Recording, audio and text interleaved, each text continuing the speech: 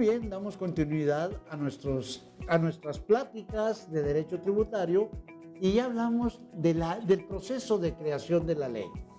Pero la ley a veces requiere interpretación y este es otro concepto y posteriormente sigue la aplicación de la ley.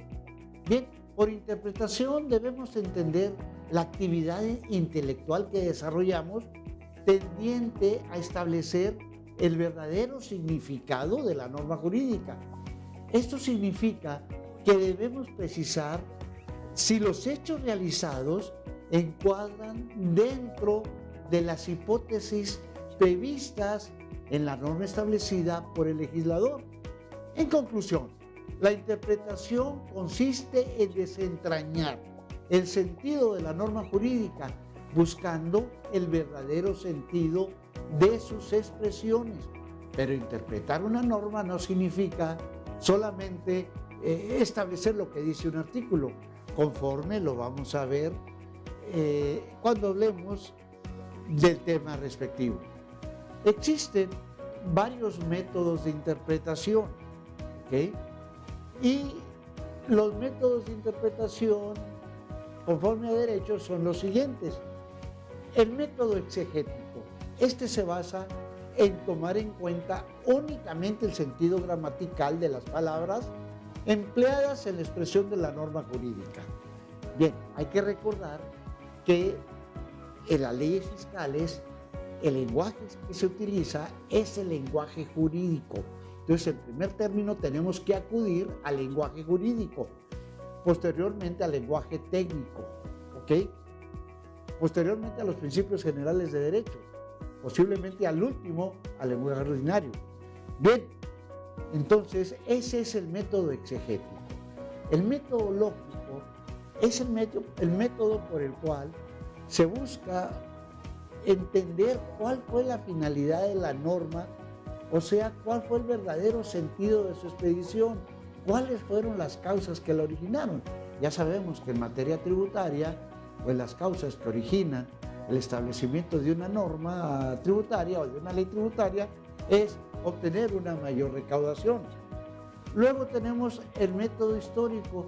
Este también busca el verdadero sentido de la norma, pero investigando sus antecedentes, o sea, viendo las necesidades que le dieron origen.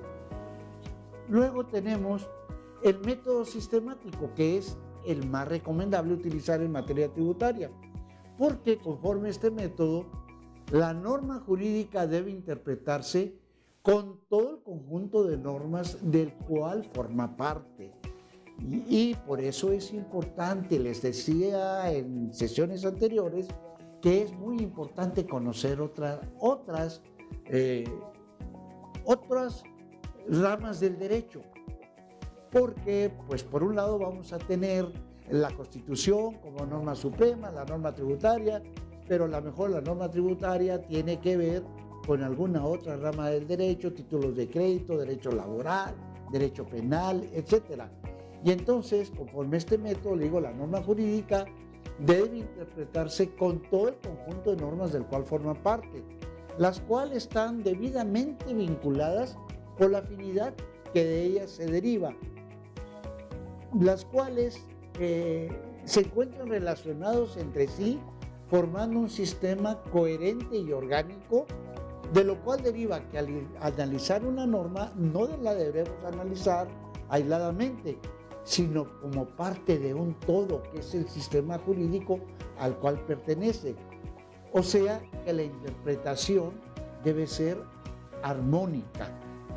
Bien, atendiendo a las personas que llevan a cabo la interpretación. Bueno, tenemos en primer término la interpretación auténtica. Esta es la que realiza el propio legislador, definiendo en la misma ley o en una ley posterior el sentido de las expresiones utilizadas en su redacción, precisando sus alcances y limitaciones. Por ejemplo, en la ley del impuesto especial sobre producción y servicios, una ley federal, el artículo 3, pues nos dice qué debemos entender por cada uno de los artículos que esa ley está grabando. A nivel estatal, en algunos estados, existe el impuesto sobre nóminas. En Nuevo León, por ejemplo, establece la ley de Hacienda del estado que las personas físicas y morales están obligadas al pago de este gravamen, de este impuesto, cuando realicen erogaciones por concepto de remuneraciones al trabajo personal subordinado prestado dentro del territorio del estado. El mismo legislador, haciendo una interpretación auténtica en la misma ley de Hacienda, define cuáles son los conceptos por los cuales se debe entender que son remuneraciones. Y así menciona que también son remuneraciones las erogaciones realizadas por concepto de pagos asimilables por salarios. En lo personal considero que pues esta es una discordancia, no hay armonía entre el objeto del gravamen, que como comenté es gravar las erogaciones por concepto de remuneraciones al trabajo personal subordinado, y es el caso que, hablando de asimilables a salarios, pues todo hay menos una subordinación en términos del artículo 20 de la Ley Federal del Trabajo.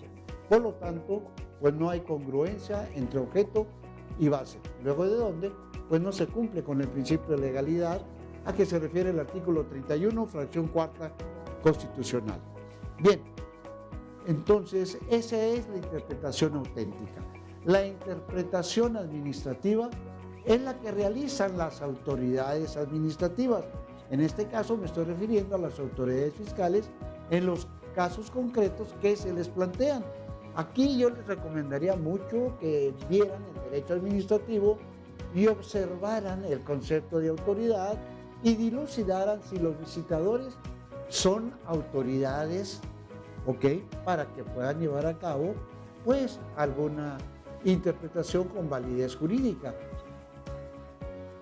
Bien, posteriormente tenemos la interpretación judicial. Obviamente es la que se genera en los tribunales al resolver los casos concretos que se someten a su jurisdicción y competencia.